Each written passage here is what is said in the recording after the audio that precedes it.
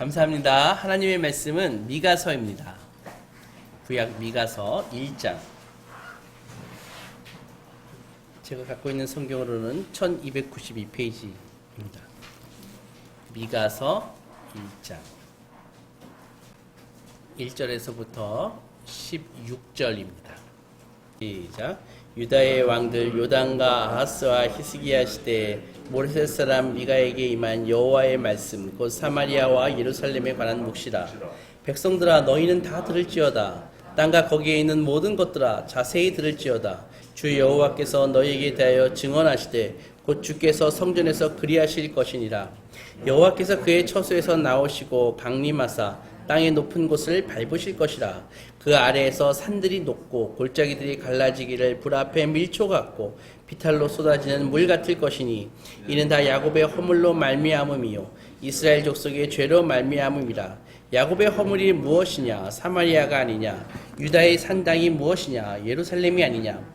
이러므로 내가 사마리아를 들의 무더기 같게 하고 포도심을 동산 같게 하며 또 그 돌들을 골짜기에 쏟아내리고 그 기초를 드러내며 그 새긴 우상들을 다 부서지고 그 음행의 값은 다 불살라지며 내가 그 목상들을 다 깨뜨리리니 그가 기생의 값으로 모았은즉 그것이 기생의 값으로 돌아가리라.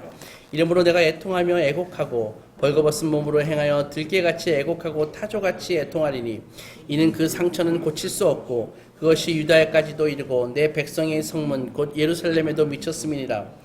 가드에 알리지 말며 도무지 울지 말지어다.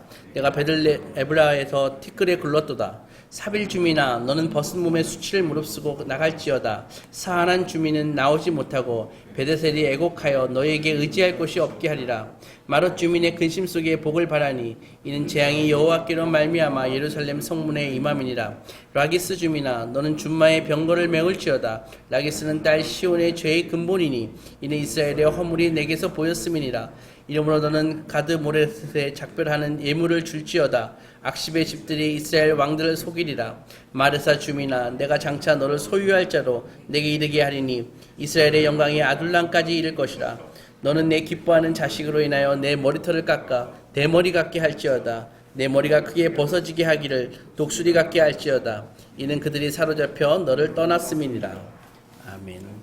몇천 년 전 문설에서 어렵지요? 내용도 익숙하지 않고 단어도 익숙하지 않습니다.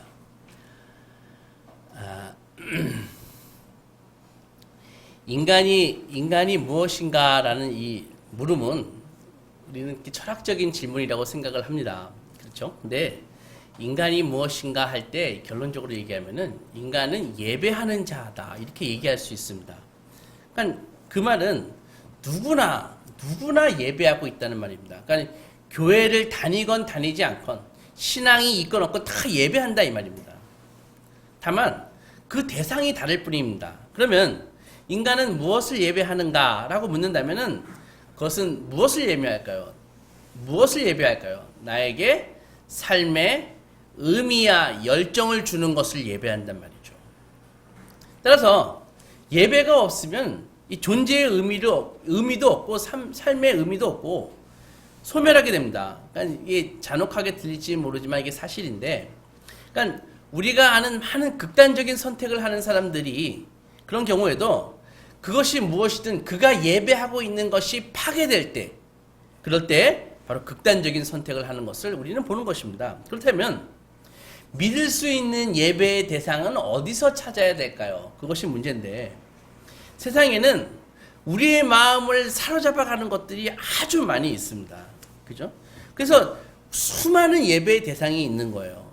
그러니까 내 마음을 앗아가는 것이, 내 마음을 뺏어가는 것이 바로 내가 예배의 대상이라는 것이죠. 그래서 이 미가 선지자가 살던 이 이스라엘도 그런 문제를 갖고 있었고 불행하게도 온갖 우상을 예배하는 그런 삶을 살고 그런 행위에 몰두했습니다. 우리 1절 보면은 유다의 왕들 요압과 아하스와 히스기야 시대에 모레셋 사람 미가에게 임한 여호와의 말씀 곧 사마리아와 예루살렘에 관한 묵시라 이렇게 되어 있는데 여기 유다의 왕들이 묘사되어 있습니다. 그때도 설명했지만은 이스라엘이 솔로몬 이후에 북이스라엘과 남유다로 나눠져서 몇백 년을 흐르게 되지 않습니까? 그런데 불행하게도 북이스라엘에는 제대로 된 왕이 한 명도 없었습니다. 좀 불행한 사태죠. 전부 다 우상을 섬기고, 읽어보면 전부 다 그러니까 북이스라엘의 초대 왕이 여로보암인데, 그 이후에 다 느밧의 아들 여로보암의 길을 갔다. 그다음에 나중에 또 아합이라는 악한 나왔는데 또 아합의 길을 갔다. 다 이런 북이스라엘에는 다 이런 왕들만 있었다고요.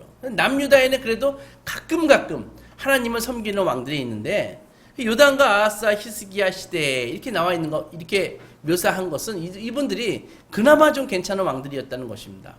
그런데도 불구하고 하나님의 말씀은 오늘 보면은 사마리아에게도 임하고 예루살렘에게도 임했다. 이런 말은 비록 북이스라엘이 엉망이었지만 하나님은 북이스라엘의 백성들을 포기하지 아니하시고 동등하게 북이스라엘에도 말씀을 주시고 남유다에게도 말씀을 주셨다. 그런 말입니다. 근데 이들이 둘 다 공히 우상 숭배를 하고 있었기 때문에 하나님은 이스라엘 백성을 향해서 심판을 말씀하고 계시는 것입니다. 먼저 하나님께서 우상 숭배에 대해서 내가 심판하겠다 이렇게 말씀하시는데 3절 보면 여호와께서 그의 처소에서 나오시고 땅의 높은 곳을 밟겠다라고 말합니다. 그래서 이 높은 곳은 주로 이 산에다가 그 당시 산에다가 이 산당을 지어놓고 우상을 섬겼거든요. 그러니까 그 높은 곳을 밟으시겠다고 하는 것은 바로 하나님이 우상 숭배하는 이 산당을 밟아버리겠다 그런 말입니다. 7절 보면은 그 새긴 우상들은 다 부서지고 그 음행의 값은 다 불살라지며 내가 그 목상들을 깨뜨리리니 그가 기생의 값으로 모았은즉 그것이 기생의 값으로 돌아가리라 그런 것입니다. 기생의 값이라는 것은 지금 요즘도 마찬가지지만 결국은 음란한 사업을 통해서 벌어들인 돈을 얘기하는 것입니다. 그런 것들이 다 없어질 것이다 그런 말이죠. 원래 이스라엘은 하나님의 성전이 있는 예루살렘에서 예배를 하라고 말씀하셨거든요. 그런데 그들은 하나님을 말고 다른 것을 예배하기를 결정했습니다. 그래서 그들은 성전에서 하나님이 아닌 다른 우상들을 섬기며 예배했던 것이죠. 그래서 이처럼 인간이 하나님이 정하신 그 길 외에 다른 것을 예배할 때 얼마 가지 않아 하나님 외에 다른 것을 예배하게 되는 것이죠. 그래서 예전 설교에서 말씀드렸듯이 사람들이 단순히 이 우상을 섬긴다 그래가지고 무슨 돌로 조각한 이런 것을 섬기고 쇳덩어리 이렇게 주조한 쇳덩어리를 섬기는 것이 아닙니다. 우상을 섬긴다는 의미는 자기의 욕망을 그러한 형상에다가 투영시켜 놓고 그것을 섬기면서 자기의 욕망을 채우는 것이죠. 그러니까 자기가 하고자 하는 그런 행동을 그런 우상에다가 그 욕망을 투영시켜 놓고 그것을 예배하고 자기 만족을 채우는 것입니다. 그래서 결국 우상 숭배의 핵심은 자기를 섬기는 것입니다. 그게 우상 숭배의 핵심인 것입니다. 그래서 오직 하나님께만 드려야 할 그 충성과 예배를 하나님이 아닌 예배의 대상, 즉 자기를 기쁘게 해주는 자기가 애정하는 그것에게 돌리는 것이죠. 예를 들면 이런 것입니다. 돈이라든지 수치나 명예라든지 인기라든지 권력이라든지 연애라든지 이런 것들이 편안함, 안락 이런 것들입니다. 근데 이런 것에 하나님께 예배해야 할 이런 것을 추구하는 삶만을 살 때 하나님은 그것에 대해서 준엄한 심판을 경고하시는 것이죠. 7절 보면은 너희들이 섬기는 우상을 다 부셔버리고 너희가 음란한 사업으로 벌어들인 돈은 다 헛되이 사라질 것이다. 그러니까 결국 우상의 핵심은요. 우리가 지금 살고 있는 이 자본주의의 권력인 바로 돈과 쾌락이 그 안에 핵심에 있는 것입니다. 4절에 보면은 심판의 그 세기, 강도에 대해서 얘기하고 계시거든요. 산들이 녹고 골짜기들이 갈라지기를 불 앞에 왁스같이 녹을 것이다. 초같이 녹을 것이다. 그래서 비탈로 쓰러지는 물처럼 다 녹아서 비탈로 쓰러질 것이다. 이렇게 얘기하고 있는데 이 표현이 이 옛날의 표현이기 때문에 정말 이게 얼마나 과격한 표현인지는 우리가 와닿지 않는다 할지라도 아무튼 그 결과는 무엇입니까? 아주 가혹한 심판을 경고하고 계시는 것입니다. 흔히 크리스찬들은 착각을 합니다. 어떤 착각을 하냐면은 하나님의 심판이 신앙이 없는 세상 사람들에 대해서 심판하는 거야. 이렇게 생각하는 사람들이 꽤 있습니다. 그러나 그게 아닙니다. 하나님은요, 하는 본문에서 자기가 그 하나님의 백성이라고 스스로 큰 소리 치는 자들에게 주어지는 경우가 정말 많이 있습니다. 왜냐하면은 무늬만 교인이면서 사실은 하나님과 어떤 인격적인 관계도 없이 우상 숭배에 빠져 있는 사람들이 얼마든지 많기 때문입니다. 오늘 본문에서도요, 이 심판의 메시지가 아수르나 바벨론이 아니라 사마리아와 예루살렘에 임하지 않습니까? 곧 하나님을 믿는 이스라엘의 심판이 임하는 것이라고요. 하나님의 백성에게 주어지는 것이라고요. 그래서 현대 교인들이요, 메시지를 드릴 때 하나님의 자비에 대해서, 하나님의 사랑에 대해서, 하나님의 치유하심에 대해서 듣는 것은 좋아합니다. 그러나 성경은요, 명백하게 사랑의 하나님이 우상과 그 숭배하는 자들에게 진노하시고 그것에 대해서 심판을 명령하고 있다는 사실을 우리는 간과해서는 안 되는 것입니다. 그러면 어떻게 사랑의 하나님이 심판하시며 진노하실 수 있는가? 어떻게 이것이 가능한가? 이렇게 생각할 수 있는 것이죠. 하나님의 사랑의 하나님인데 하나님이 심판하신다고? 하나님이 진노하신다고? 이 이해가 잘 안 가는 것이죠. 하지만 그것이 어렵지 않은데, 여러분, 하나님이 우리를 심판하시고 우리에 대해서 진노하시는 이유는 우리를 사랑하시기 때문입니다. 많은 사람들이요, 하나님의 진노를 생각하면서 인간의 진노에 대한 개념으로 하나님의 진노를 이해하려고 합니다. 그러니까 사람들이 왜 진노하니까 사람들이 분노하고 격분하고 옹졸한 마음을 가지고 질투하고 이런 것을 떠올리면서 하나님의 진노를 생각하는데 절대 그런 게 아니라는 것이죠. 사람들이 하찮은 일에 기분 상해하고 화가 나서 막 부당하게 분노를 일으키고 그러나 그것은 인간의 방식이고 하나님은 그런 식으로 반응하시는 것이 아닙니다. 그렇지 않고 오히려 이렇게 생각해 볼 수 있겠습니다. 우리 자녀가 있어요. 자녀가 나쁜 친구들을 사귀면서 돌아다녀서 마약에 빠지고 도박에 빠지고 음란물에 빠져 있어 집을 가출해가지고 PC방을 전전하면서 산다고 생각해 봅시다. 그러면은 아이를 찾아가가지고 말하기를, 얘야, 그러면 안 돼. 그런 일을 좀 삼가해 줄래? 이렇게 얘기하는 부모가 어디 있습니까? 당장 멱살을 끌고 와가지고 남자 같으면 일단 주워 패고 뒤지게 패고 다시는 못하게 혼내주지 않을까요? 그러니까 아이가 미워서 혼내주는 것이 아니라 자녀를 사랑하기 때문에, 아끼기 때문에 아버지는 분노하고 사랑하는 그 자녀를 망치는 것들을 미워하는 것이죠. 하나님의 사랑이 이런 것이라는 것입니다. 그래서 이런 분노는요, 분노는 사랑의 반대가 아닙니다. 오히려 사랑으로부터 표출되는 것입니다. 그래서 미움과 무관심은 사랑의 반대지만 분노는 사랑의 다른 표현이라는 것이죠. 마찬가지로 하나님께서는 당신의 백성인 유다와 이스라엘의 그 상처를 보시고 이와 같은 사랑을 나타내십니다. 하나님께서는 백성이 섬기는 우상을 제거하고 당신의 백성이 돌아오게 하기 위해서 심판하는 것입니다. 우리 그 성도들이 섬기는 우상은 이런 것입니다. 잘 들어보세요. 우리 성도들이 우상을 섬긴다는 게 하나님을 떠나가지고 신앙을 버리고 무신론자가 되는 것이 아니라는 것이죠. 가장 전형적인 이 우상 숭배의 유형은 바로 하나님과 우상을 같이 섬기는 것입니다. 그들 마음속에. 같이 존재하기를 바라는 것입니다. 그들은 하나님을 거부하지 않아요. 예배에도 참석합니다. 의식적으로 그러나 그들은 예배의 이 자리에 함께, 이 예배에 하나님이 아는 다른 대상도 함께 섬기기를 원하는 것입니다. 이것이 우상 숭배이고 오늘 미가 선지자가 얘기하고 있는 영적인 간음입니다.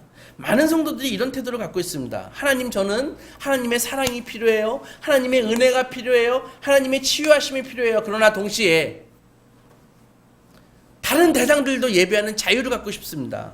왜냐하면 그것들이 저를 너무 행복하게 해주고 저도 그것들이 너무 좋거든요. 하나님, 저 하나님과 그것들을 동시에 섬기면 안 돼요? 이렇게 얘기하는 것이죠.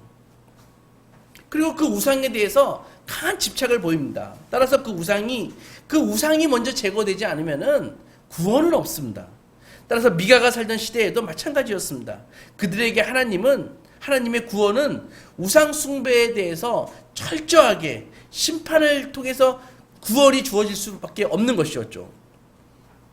우리는 우상에 대해서 아주 안일한 생각을 갖고 있습니다. 그만큼 우리는 아주 우상과 친근합니다.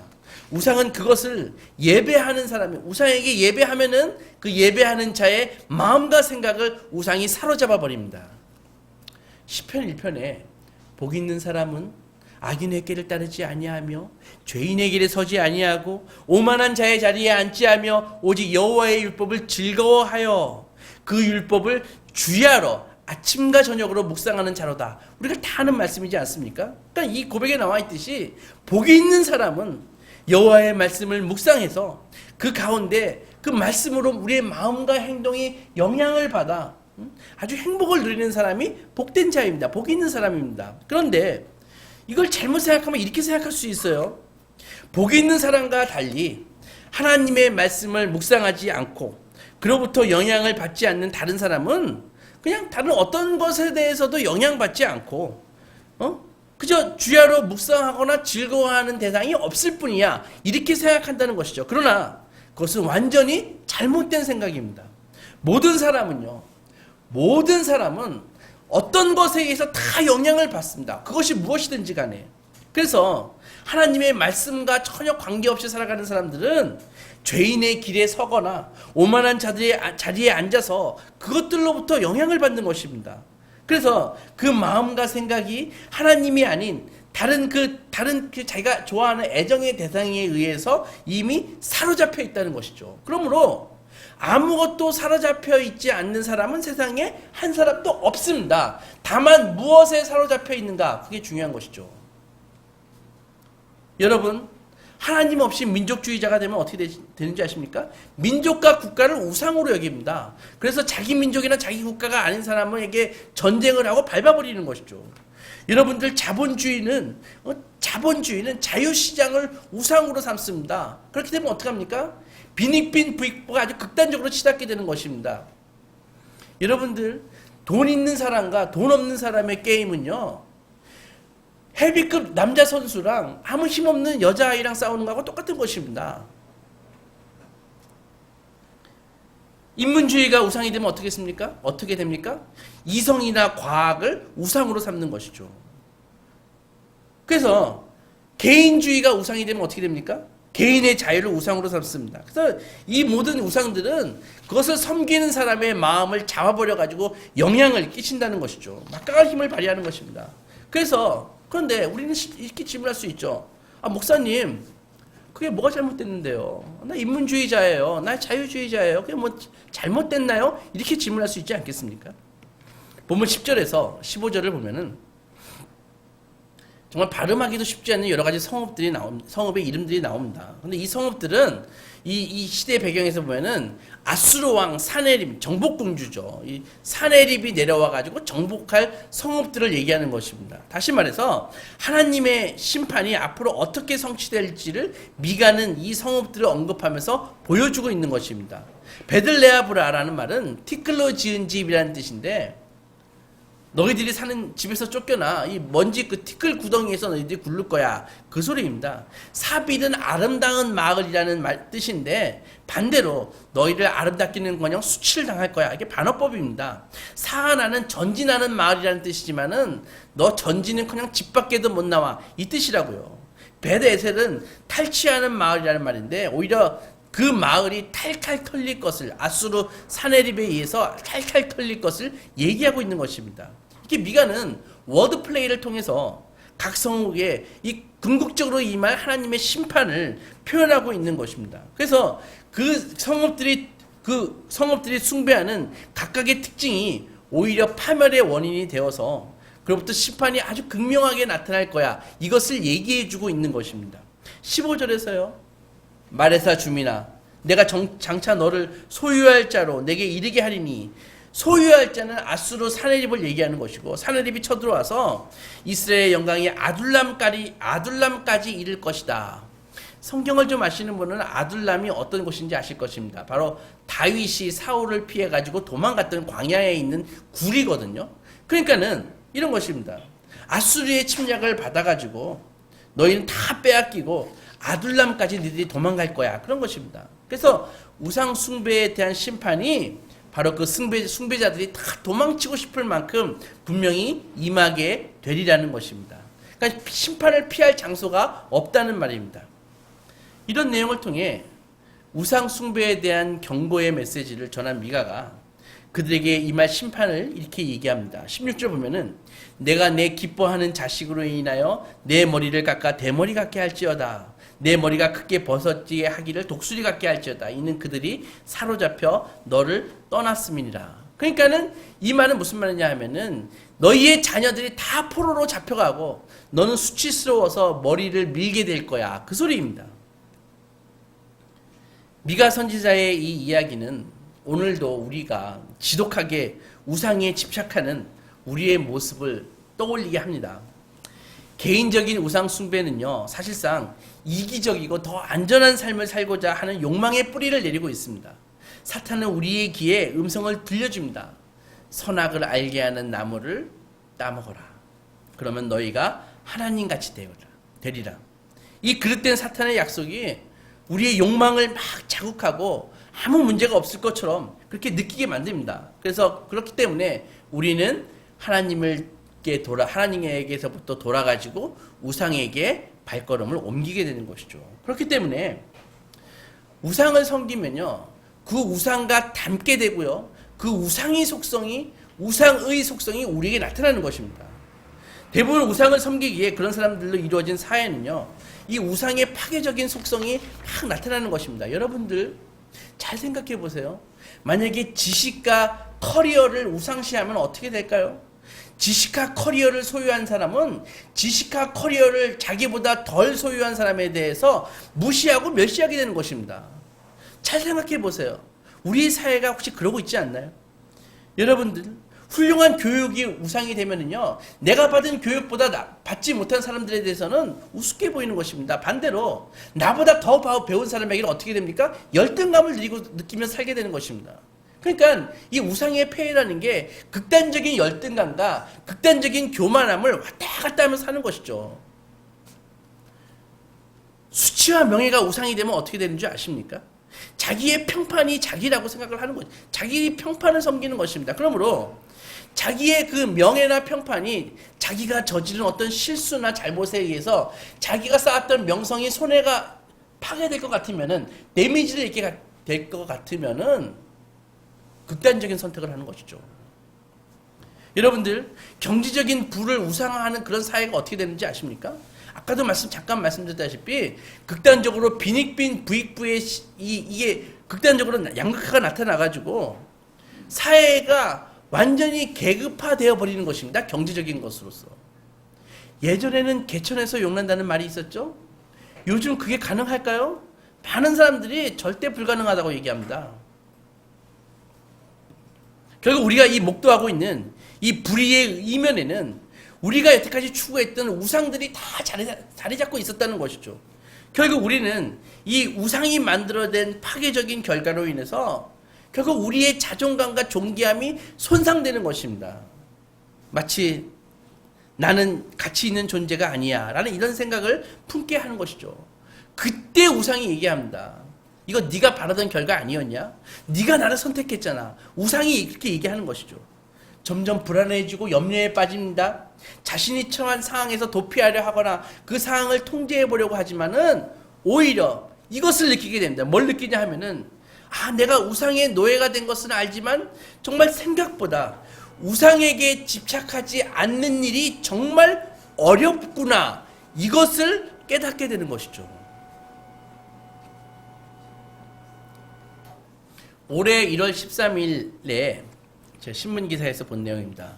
전북 순창에서 취업을 준비하던 28살짜리 청년이 있었습니다. 남자 청년인데.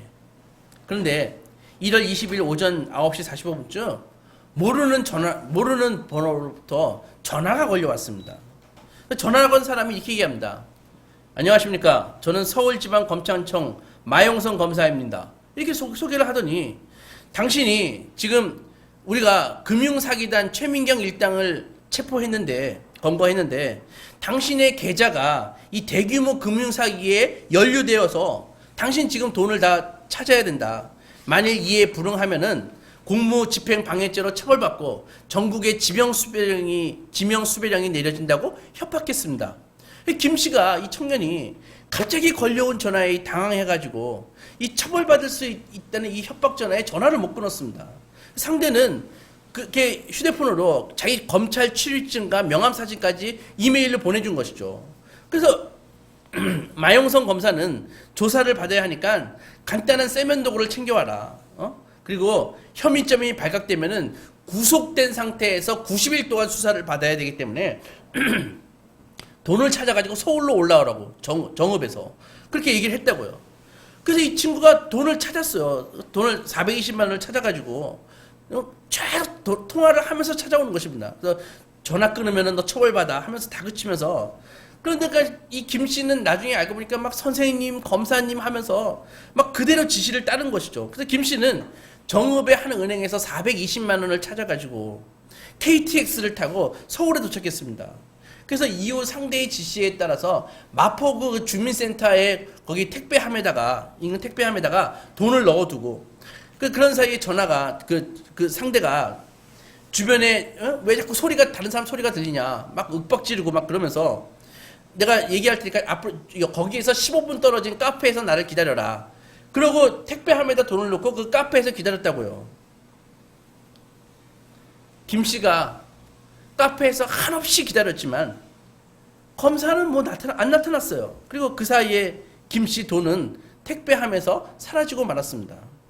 김 씨 아버지가 나중에 확인해 보니까 김 씨 휴대전화에는 이날 이 보이스 피싱범하고 김 씨하고 11시간 동안 통화를 했다는 거예요.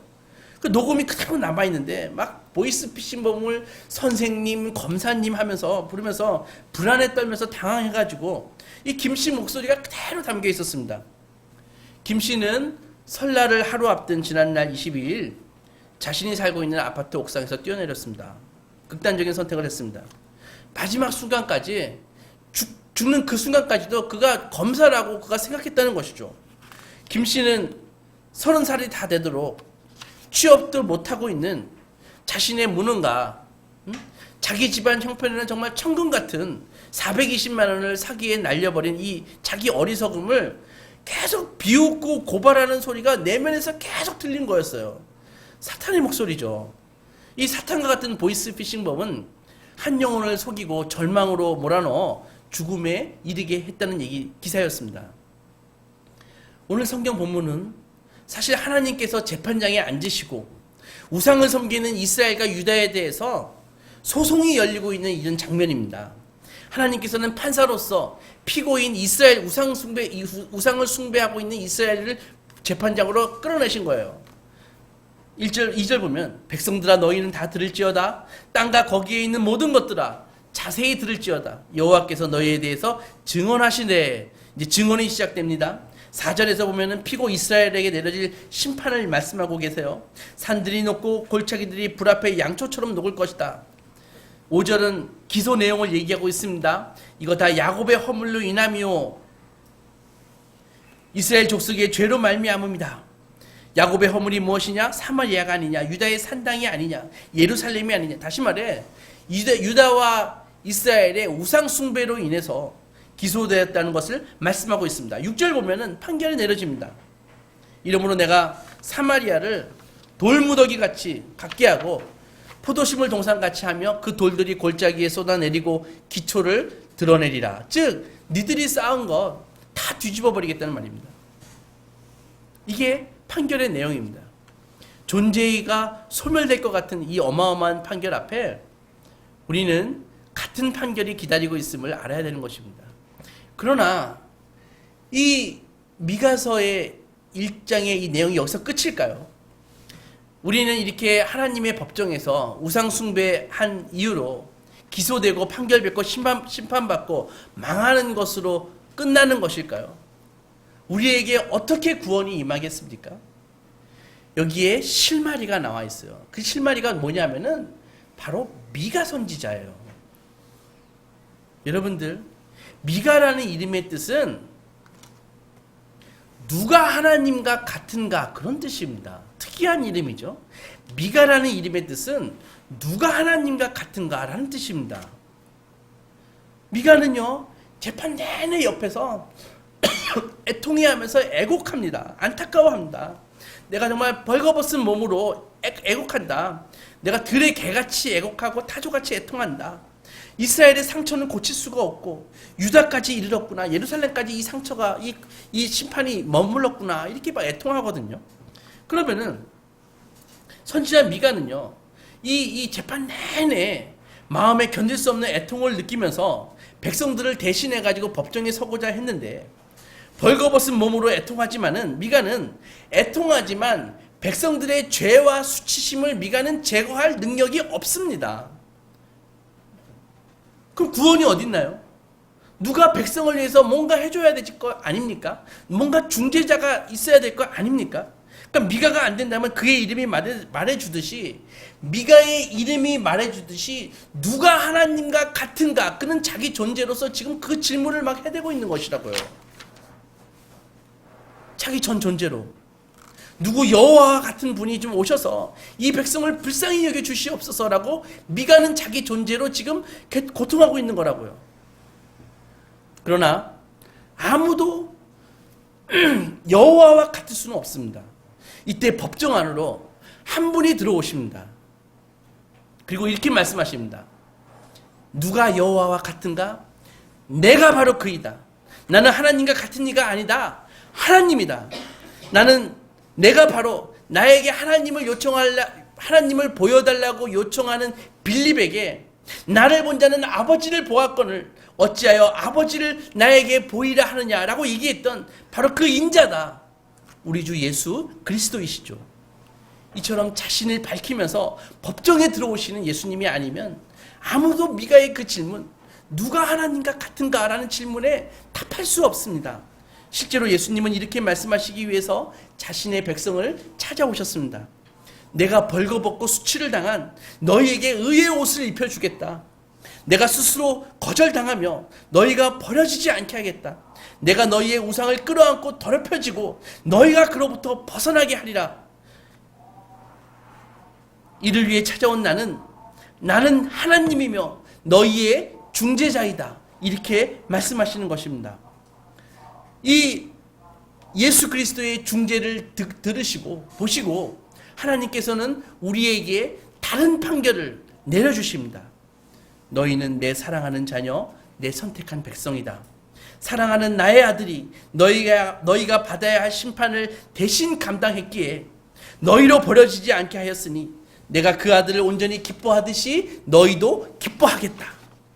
사랑하는 소망교회 성도 여러분, 우리 주 예수 그리스도만이 우리 마음의 보좌를 차지하고 있던 우상으로부터 우리를 벗어나게 하실 수 있는 유일한 분이십니다.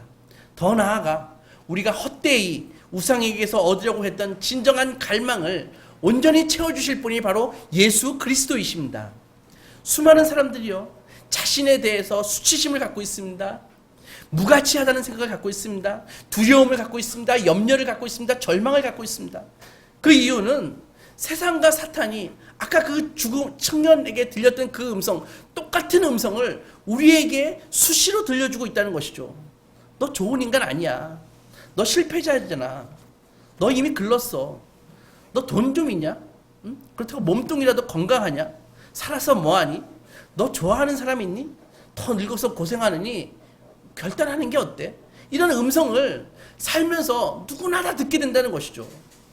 만일 구원하시는 하나님을 알지 못하면 우리는 이런 사탄의 음성을 피할 수 없습니다. 왜냐하면 그게 어느 정도 사실이거든요. 그러나 이처럼 나름 팩트를 가지고 우리를 고소하며 우리를 정죄하는 이 법정에, 우리 마음의 법정에 예수 그리스도께서 중재자로 들어오십니다. 그리고 말씀하십니다. 수고하고 무거운 짐진 자들아, 다 내게로 오라. 내가 너희를 쉬게 하겠다. 내가 너희의 수치심을 너희에게서 완전히 제거할 것이다. 너희는 값없이 내게 와서 포도주와 젖을 사라. 이것이 복음입니다. 여러분, 복음에는 우상을 향한 욕망을 뿌리 뽑고 소멸시키는 능력이 있습니다. 그 능력은 현재만이 아니라 미래에도 계속되는 것입니다. 선지자 미가는 애통하며 슬퍼하는 일밖에 할 수 없었지만 예수님은 그 슬픔을 제거하기 위해서 우리를 찾아오셨습니다. 사랑하는 여러분, 우리를 찾아오신 예수님께 우리의 마음의 문을 활짝 여시고 그분이 주시는 생명의 떡을 받아 영원한 생명으로 다시 태어나는 복된 소망의 자녀들이 되시기 주님의 이름으로 축원합니다. 같이